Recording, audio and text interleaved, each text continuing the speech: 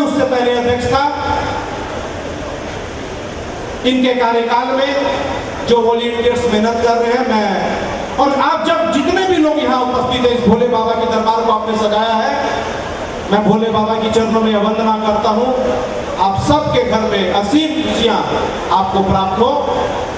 अभी कृष्ण मूर्ति जी इस दरबार को सजाए हुए हैं। धीरे धीरे आप सब श्रद्धालुओं का आगमन हो रहा है। मैं पुनः निवेदन करूंगा, एक बार मैं निवेदन कर चुका हूं कि आप हमारी साहस हैं, आप ही हमारी गरिमा है। आपका सहयोग से ही यह कार्यक्रम दिन दूनी रात चौगुनी तरक्की कर रहा है, केवल और केवल आपके सहयोग से, आपके स्नेह से। मुझे आशा ही नहीं, पूर्ण विश्वास है इस बार का भी जो कार्यक्रम है आप सबके सहयोग से, और खासकर ऐसे श्रद्धालुओं के सहयोग से जो आज उस तरफ और उस तरफ बैठे, चूंकि उनके सिर पे आज ये अगर बारिश भी होती है तो वो भीगेंगे, लेकिन उन लोगों ने मुझे वायदा किया है, खासकर जो उस तरफ और इस तरफ बैठे हैं, कि अगर बारिश भी होती है तो तनिक भी भीगेंगे नहीं, क्योंकि यही असली प्रसाद है भोले बाबा का।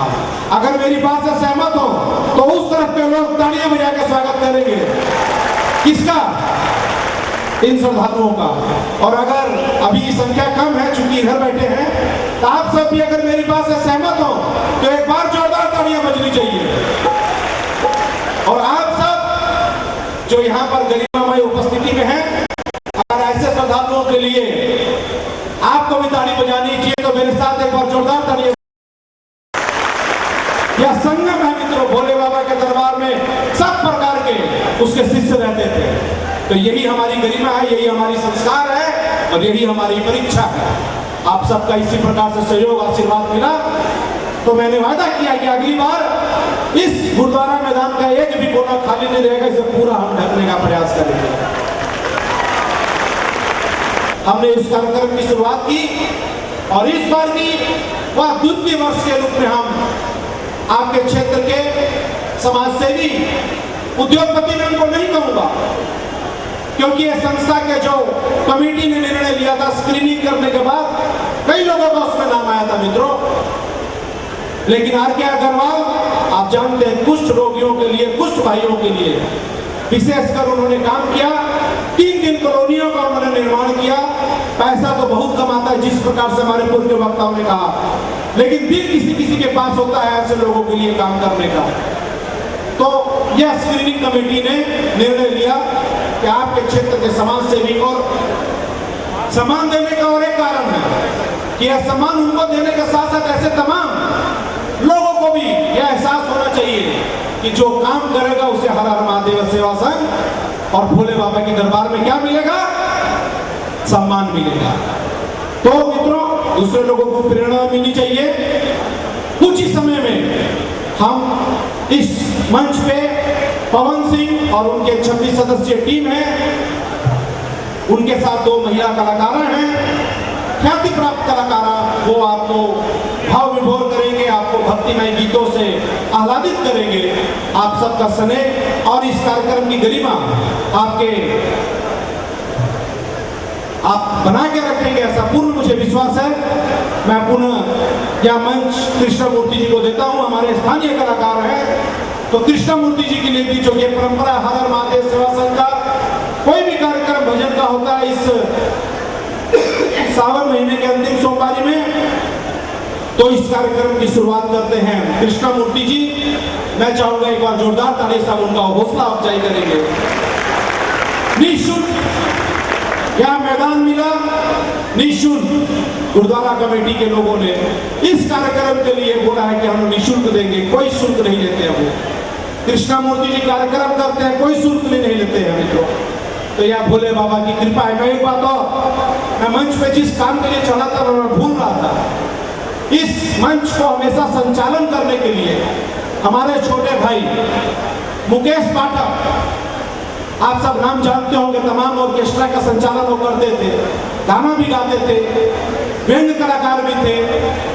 इस कार्यक्रम के कुछ समय के बाद, कुछ महीनों के बाद सड़क दुर्घटना में उनकी आकस्मिक देहांत हो गया। भोले बाबा के दरबार में वो विराजे हुए, क्योंकि भोले बाबा की उन्होंने सेवा की है। उनको 1 बरस नहीं हुआ, ये पहला बार ये भोले बाबा का मैं मुकेश पाठक से इस मंच पे मुकेश पाठक नहीं, उनके पिताजी जिनकी तबीयत खराब थी, चिकनगुनिया आप जानते हैं, उनको पीड़ित थे, हॉस्पिटल में थे। हमने उनको निवेदन किया, उनके यहाँ मैं गया, मैंने आग्रह किया कि चाचा अगर आप ठीक हो तो आप आइए, अगर आप ठीक नहीं है तो माता जी आएंगी। हमारे पास आज भी जो उपस्थित हैं, हमारे जो मुख्य अतिथि आएंगे उनसे हम इनको सम्मानित करेंगे। मैं आग्रह करूंगा कि हमारे जो मुकेश पाठक जी के पिताजी पीछे बैठे हैं, एक बार आप खड़े हो जाइए, कृपया एक बार आप पीछे खड़े हो जाइए। आप जोरदार तालियां एक बार इनके लिए बजाएंगे।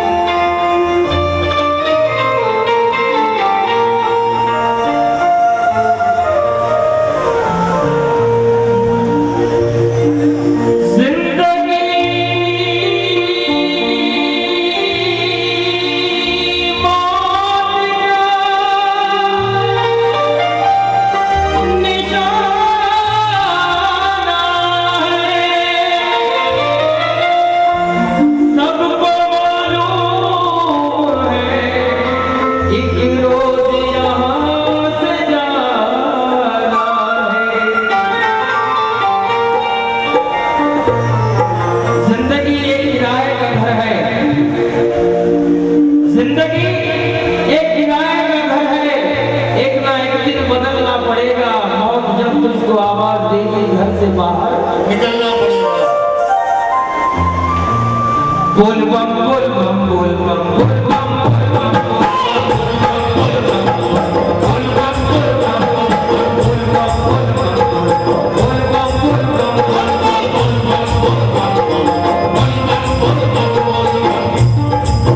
तालियों की आवाज आनी चाहिए।